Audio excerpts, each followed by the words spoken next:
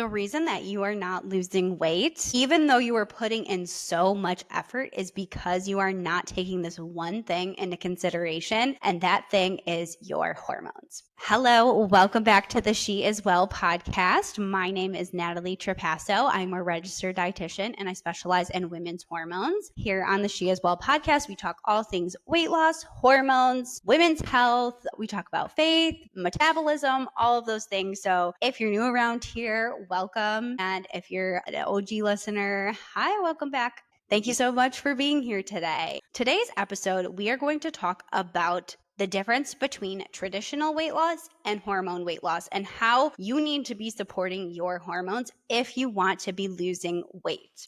The difference between traditional weight loss and hormone weight loss, it's very significant. So traditional weight loss is oftentimes a lot of pushing yourself, pushing your body, doing more, just keep pushing, just stick with it. You can do it. Focus on that number on the scale. It's really, really obsessive. It's very unsustainable. It's oftentimes very restrictive, like you're cutting out entire food or food groups. You're doing a very strict diet. You are pushing your body to the max. Trust me, I have been there. This is how I used to lose weight. And it's oftentimes, it is a yo-yo. So you will get on your diet, you'll lose some weight. You can't stick with the diet. You gain your weight back. Oftentimes, you might even gain more weight. And then it's this vicious cycle of diet, lose weight, gain weight, diet, lose weight, gain weight. And it is so exhausting. I am here to tell you that there is a different way to do it. And we're going to get into that today. Now, let's just talk about hormones first, because that is the main thing that's going to set apart your weight loss is when you take into consideration your hormones. So your hormones are what drive everything in our body. They're these tiny chemical messengers that tell our body what to do and when to do it. There are specific hormones that are involved in your metabolism: estrogen, progesterone, cortisol, insulin, thyroid hormone, which is the main hormone involved in your metabolism, leptin, ghrelin, those are our hunger and our fullness hormones. These hormones all drive our metabolism. We want to be specifically supporting those hormones because they tell our metabolism how to function. If we have one hormone that gets thrown off of balance or one hormone that is not being supported, because our hormones are all interconnected, it's like a domino effect. One hormone gets thrown off, others can get thrown off as well, which then tells our metabolism to slow down. For example, like I said, the thyroid hormone is the main hormone involved in your metabolism. Now, the fastest way to slow down your thyroid hormone is by under-eating calories. When that happens, your thyroid hormone slows down, which then tells your metabolism to slow down, which makes it harder for you to lose weight, which is kind of backwards advice because traditional weight loss advice is cut calories, eat less, move more, which means you are creating a significant calorie deficit. Now, don't get me wrong, we still need to be creating a calorie deficit to lose weight. And if you're not familiar with what a calorie deficit is, that is when you are eating less calories than you're burning. Your metabolism, let's just get really deep for a second, because I think you need to understand how your body functions in order for all of this to make sense to you. Your metabolism is the process by which your body uses your energy, the energy that you get from the food that you eat or the drinks that you consume. All of this is taken into your body. That's how we get our energy. And then that is the way that your body processes that energy is your metabolism.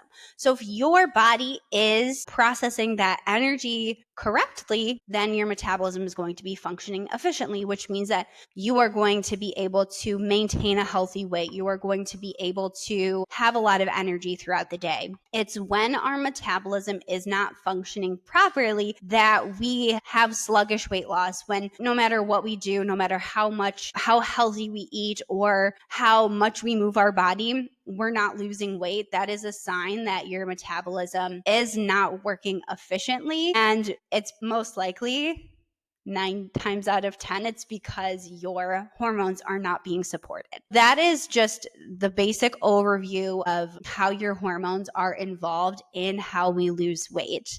So if back to your thyroid hormone, if you significantly cut your calories and you're creating this calorie deficit, which is eating less calories than you're burning. So you're burning calories all throughout the day. You're burning calories to breathe, to move your muscles, to walk, to if you were just laying in a coma, you would need calories. You are burning calories even if you're just laying there. So it's not just when you're exercising, you are burning calories all throughout the day. That calorie number of how many calories you are burning in a day is how many calories that your body needs in a day. In order to lose weight, you just need to be eating less than that. That is what I mean when I say a calorie deficit. When we are significantly creating a calorie deficit, your body adapts to that. If you're, for example, let's just say 2,000 calories a day to maintain where you're at, to maintain all of the proper functions in your body. If you start eating 1,200 calories a day, because that seems like it is the golden number that people just say 12,000 or 1,200 calories a day and you're going to lose weight. Well, what you just did is you created a significant calorie deficit. You created 800 calories of a deficit, which means your body will adapt to only needing 800 or 1,200 calories a day.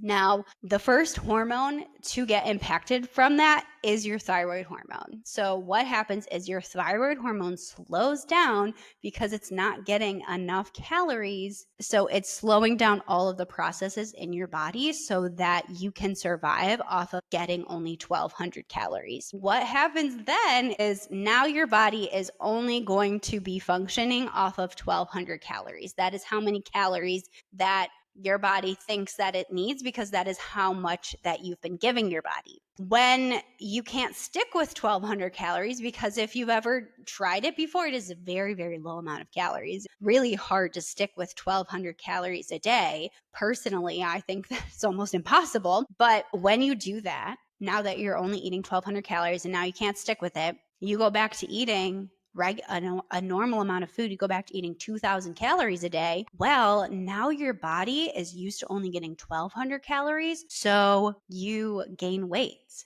because all of that extra calories is now put on as fat. So every time you're doing these restrictive diets, this can be happening. And every time it gets harder and harder to lose the weight because your metabolism adapts, your metabolism slows down. You're going to put that weight on pretty rapidly. So that is what we want to prevent from happening. We don't want to be slowing down our metabolism when we lose weight.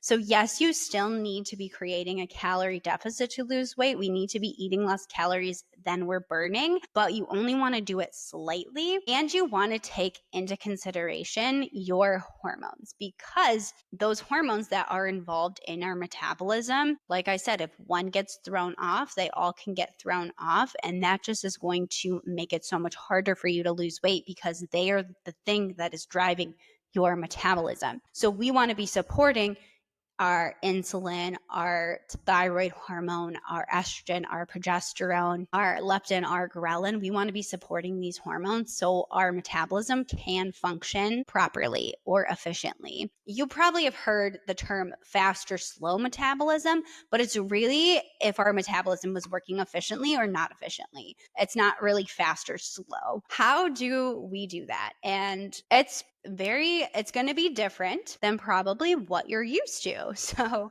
if you've ever done diets before, you're just focused on eating less and moving more. Well, now we want to take into consideration your hormones. And there's a couple things that really, really impact your hormones and really make a huge difference in your hormones. The first thing is going to be blood sugar balance. That is huge. The second thing is going to be sleep, how well you're sleeping, stress management, and then we want to take into consideration our cycle, because our hormones are fluctuating all throughout the month. They're doing different things. Unlike men, whose hormones only fluctuate on a 24-hour basis, women's hormones fluctuate on a 28 to 35-day cycle. So we need to be taking all of those things into consideration. I want to give you practical tips that you can do to start losing weight by supporting your hormones, because it is not really as complicated as I think it sounds. You're like, okay, well, now that if I want to lose weight, I have to be doing what? I have to be taking what into consideration? My hormones? Like, I don't even know how to do that. We're going to get into how to get started with that. So the first thing that we want to be focusing on is blood sugar balance. And this is going to be so huge for your hormones. A lot of the times blood sugar imbalances are the root cause of many hormone imbalances. So this is going to be the biggest thing.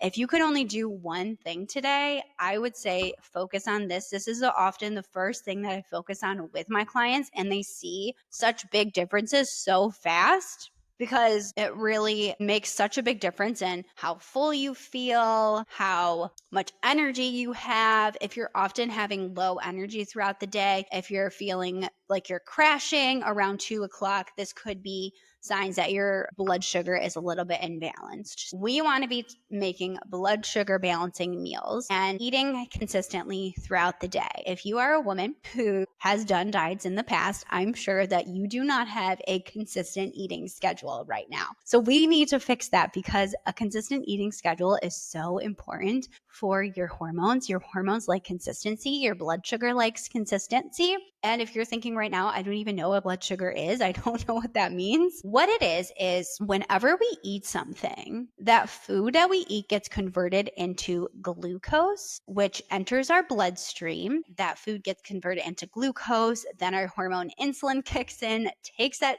glucose or sugar, that's why it's called blood sugar, from our blood and puts it into our cells for energy. And that's how we get the energy to move our muscles, to walk, to move around. Now, all of a sudden, we're eating something that spikes our blood sugar up too much, or our blood glucose. I'm going to use sugar instead of the word glucose. When we're eating something that spikes our blood sugar really high, really fast, it'll crash. We get a blood sugar crash. So we get a spike and then a crash. And when it crashes, you are going to feel sluggish. You're going to feel tired. You're going to have more cravings. You're going to be craving a lot of carbohydrates. Your body knows what to do to get your blood sugar back up, and carbohydrates are the fastest thing that spike our blood sugar. So your body's going to have more cravings. You're going to feel tired. You're going to feel sluggish. So that's what we want to prevent from happening. We don't want those high blood sugar spikes and crashes. And there is like two main things that I want to leave you with today that you can start implementing that is going to help your blood sugar so much. So the first one is getting on a meal schedule, like we were talking about before. This is so key for blood sugar balance, because if you are somebody that is skipping meals or not eating for long periods of time, what happens is your blood sugar could start to drop, and then your body will tap into your reserves in your liver and spike your blood sugar back up without even eating anything. So you could be getting these spikes and crashes all day long without you even eating anything, which could be causing hormone imbalances. So ideally, we would want to be eating within 1 to 2 hours of waking up. And then every like 3 to 5 hours after that, you want to be eating something. So that is an ideal schedule for keeping our blood sugar stable. You don't really want to be eating less than that, like every hour, every 2 hours, because then your blood sugar is just constantly staying elevated and it's never having time to settle back down. But then if you're going too long without eating, you could be spiking your blood sugar too. So ideally, within 1 to 2 hours of waking up, and then every 3 to 5 hours after that. And if you're thinking right now, I'm just not hungry in the morning, or I don't get hungry until dinner time throughout the day, this is a good sign that you are running on your stress hormone, cortisol, which can obviously be impacted by all of this. It's just might be because, number one, you might be just very stressed, or your body is just used to not eating throughout the day. So it's getting a little bit of that metabolic adaptation that we talked about, where your body hasn't been getting food for that long. So now it's like, oh, I never get food at this time. Let me turn off my hunger cues because I'm not going to be fed at this time. So you just want to start getting into the routine of eating, and that will come back. You'll start getting your appetite in the morning again, which is very important. That's a good sign that you have a healthy metabolism. If you aren't hungry all throughout the day, good sign that you have a slow metabolism or a sluggish metabolism or it's not working efficiently, get up within 1 to 2 hours, eat something. Even if right now it is just snacks and getting your body used to eating on a schedule, that is totally okay. Do what you can, but just start eating on a schedule. That's going to be so important. The next thing that is very important for blood sugar balance is eating protein with all of our carbohydrates. So carbohydrates are what spike our blood sugar up the most, and protein will help to slow down the absorption of those carbohydrates in our body, and it keeps our blood sugar more stable. It keeps you fuller for longer.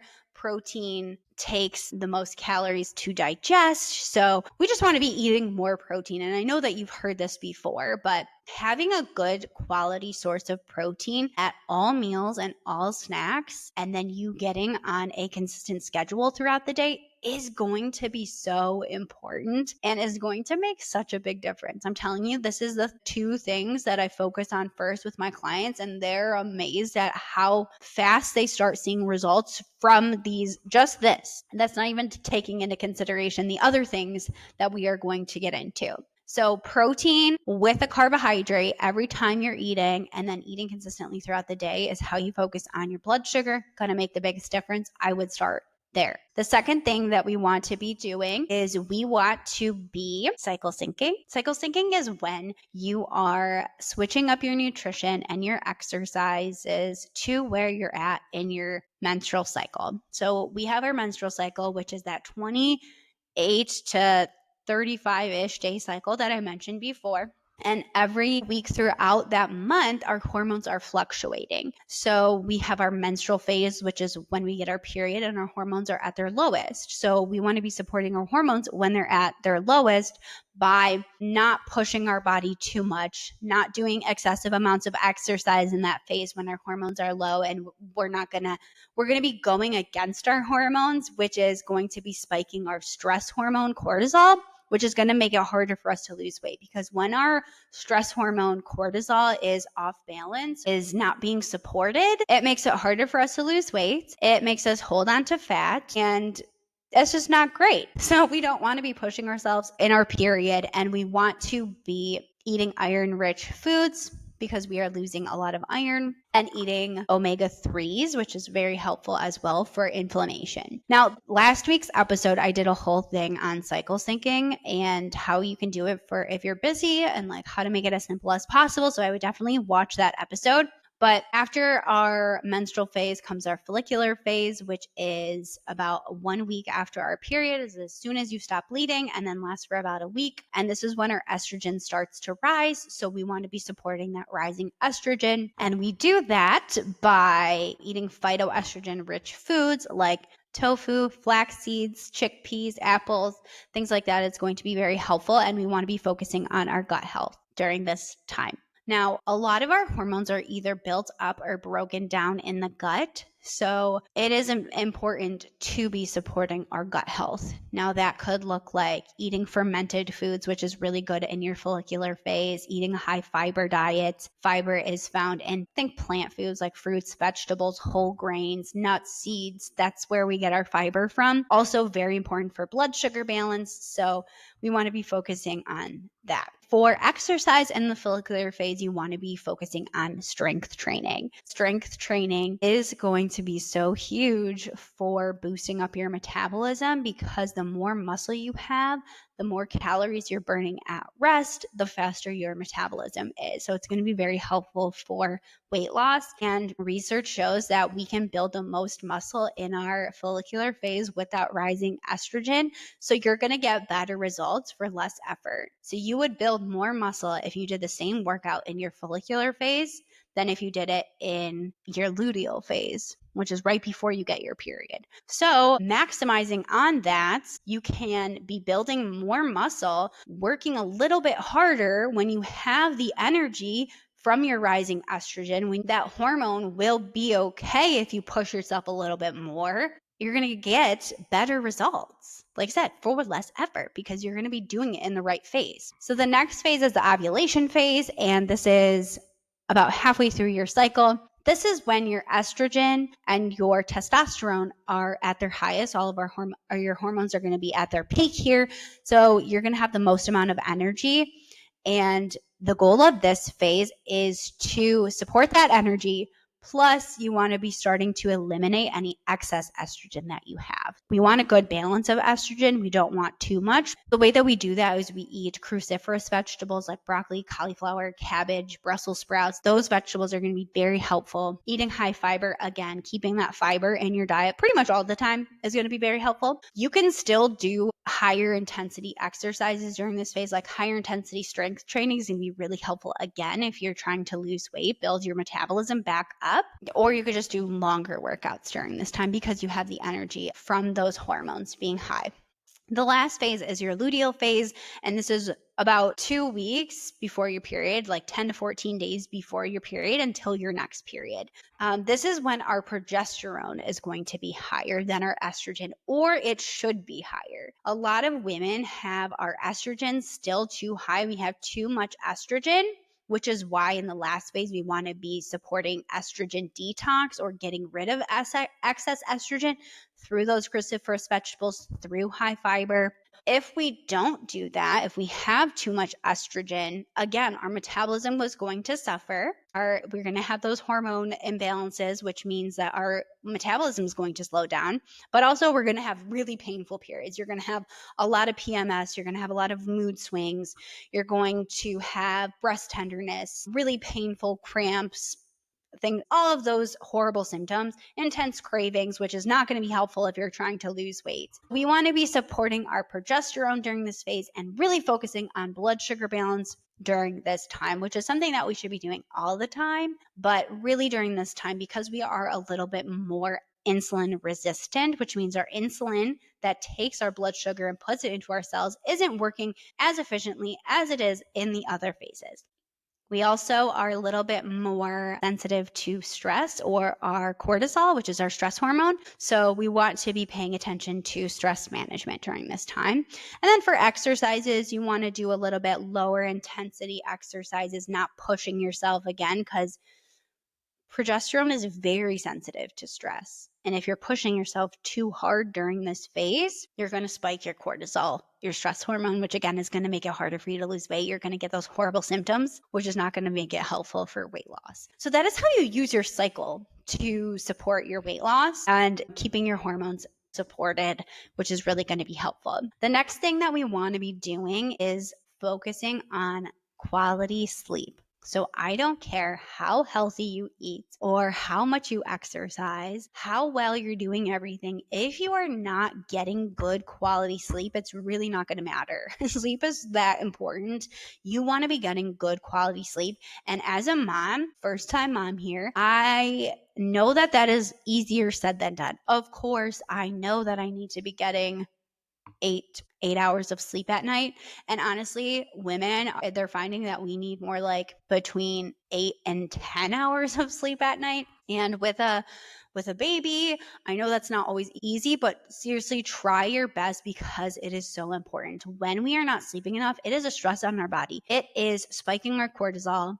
It is causing blood sugar imbalances even more. So if you had a poor night of sleep, and you were to check your blood sugar the next day, even if you are eating the same thing that you ate before and you had a good blood sugar day, with the lack of sleep, your blood sugar is going to be up and down, crashing, spiking. You're just more insulin resistant when you don't sleep well, which is not good for your hormones. It affects your hunger hormone, your fullness hormone, which again, all of our hormones are interconnected. So we really want to be focusing on getting good quality sleep. So if you could start just creating a schedule for yourself, getting into bed at the same time, waking up at the same time every day is going to be very helpful. It starts to cue your body into, okay, every day at this time I am in bed. It'll start to really help with getting better sleep. Now, if you're somebody that has a hard time falling asleep, I would try to do a nighttime routine, like do the same thing every night, maybe take a hot shower or a warm bath or something like that. That could be helpful. And also trying to avoid screens before bed.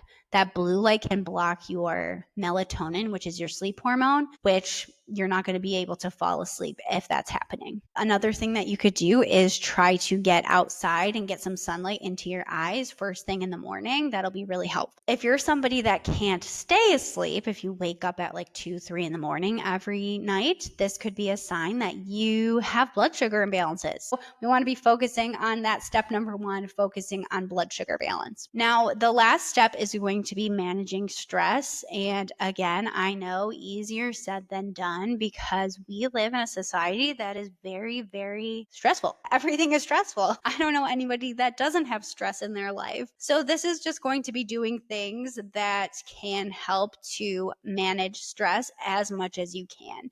What helps you feel less stressed? Is it reading a book? Is it going for a walk? Taking a bath before bed? Like, whatever helps you feel less stressed. Obviously, I don't know that for you. Some people, it's reading a book. Some people, reading a book stresses them out. So just finding one thing. Journaling, praying. There is so much research that shows that you can significantly reduce your stress if you pray.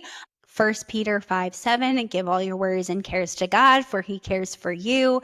That can help you feel less stressed. Or one of my favorites, Matthew 11:28, come to me, all of you who are weary and burdened, and I will give you rest. That is Jesus talking. So casting all of your stress onto God and really praying about it can be so helpful for helping you feel less stressed. I know that has made such a significant difference in my life. When I was stressed, just praying about it, or when I'm feeling stressed, praying about it, reading my Bible, that is so helpful. So doing one thing every single day to help manage your stress will be so key and help you keep your hormones supported and balanced, which means it's going to be helpful for you to be able to lose weight, boosting up your metabolism again. So if you're somebody that has dieted a lot and you're thinking, oh no, like I definitely feel my metabolism is a little bit slower. I feel like no matter what I do, I can't lose weight. Don't worry, it's not broken. Your metabolism is never broken. You can always support it again by doing the steps that we talked about today. So first thing, focusing on your blood sugar, keeping your blood sugar stable with the meal schedule, protein at your meals, taking it into account your cycle and supporting your hormones where they're at, how they're fluctuating all throughout the month. Number 3 is going to be sleep, and then stress management. Tying all of this together, this is the difference between losing weight, supporting your hormones, and losing weight the traditional way. The traditional way is going against your hormones. It's going against your body, which is making it harder for you to lose weight. You're spiking your stress hormone, you're spiking your cortisol, you're slowing down your thyroid hormone, which is slowing down your metabolism. Hormone weight loss is supporting your hormones, which drive your metabolism, which means that weight loss is going to be so much easier for you. So give these steps a try.